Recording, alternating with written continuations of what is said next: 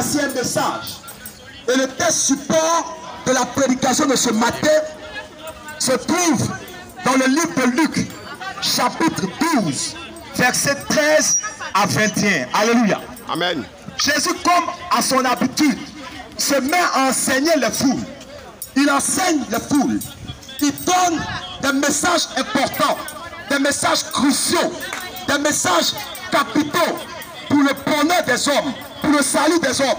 Il parle à la foule, il parle à des foules. Et pendant que Jésus enseigne la foule, pour des questions de salut, des questions d'importance capitale, il y a un jeune qui est dans la foule. Lui, l'enseignement de Jésus pour le salut, pour la vie, ne le préoccupe pas. Alléluia. Amen. Ça ne le préoccupe pas. Jésus parle du salut. Jésus parle de la vie éternelle. Lui, ça ne le préoccupe pas. Il est dans la foule. Il a un problème. Il pense à son problème.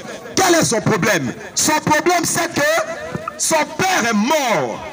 Il a un frère qui a pris tout l'héritage.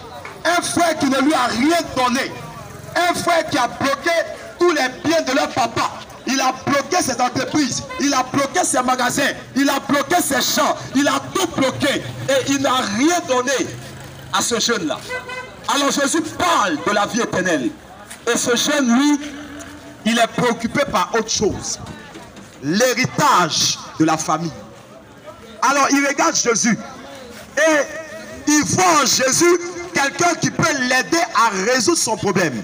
Je suis sûr, je parie que le frère qui lui avait rien donné de l'héritage était aussi dans la foule. Alors, il dit ceci à Jésus. Maître, dis à mon frère de partager notre héritage avec moi. Mon frère a mis la main sur notre héritage. Mon frère a pris tous les biens de notre papa. Il a pris toutes les maisons de notre papa. Il a pris tous les champs, toutes les plantations de notre papa. Mon frère est là. Seigneur Jésus, regarde, je t'en prie, dis-lui de me donner un peu de l'héritage de notre père qui est mort. Parce que je souffre, je n'ai rien. Voilà ce qui me préoccupait. Les biens de la terre, l'héritage de la famille. Aujourd'hui, combien de gens se battent pour l'héritage que le père a laissé quand il est mort? Parce que la vie est dure. Ils se battent pour l'héritage.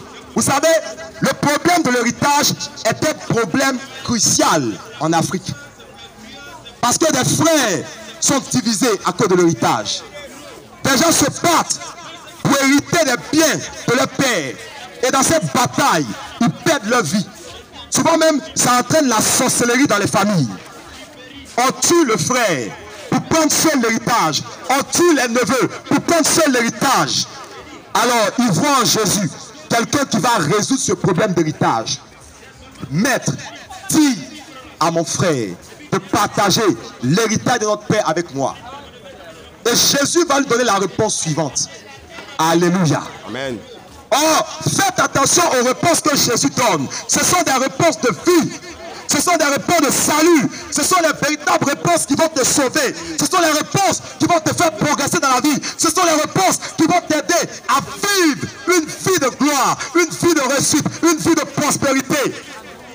Amen. Alors Jésus lui dit, mais mon ami, qui m'a établi pour être votre juge, pour partager vos biens? Il est étonné. Aïe, mais toi tu es le Dieu de justice là. Mais il faut faire quelque chose.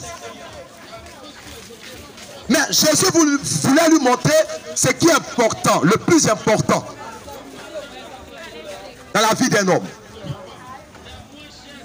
Qui m'a établi pour être votre juge, pour faire vos partages, les partages de vos biens. Et Jésus va lui parler en ces thèmes. Il va toucher le fond du problème.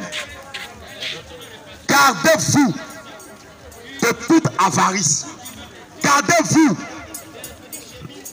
de la cupidité. Parce que la vie d'un homme ne dépend pas de ses biens, même s'il est dans l'abondance. La vie d'un homme ne dépend pas de ses biens, même si il a 50 milliards en banque, la vie d'un homme ne dépend pas de ses biens. Même si il a des immeubles, il a des châteaux, il a des voitures, il a un compte bancaire qui est bourré. La vie d'un homme n'est pas garantie par ces choses. De quoi? De quoi? Ta réussite dépend de quoi? Mon frère, tu veux savoir? Je vais te donner la réponse tout à l'heure. Alléluia. Amen.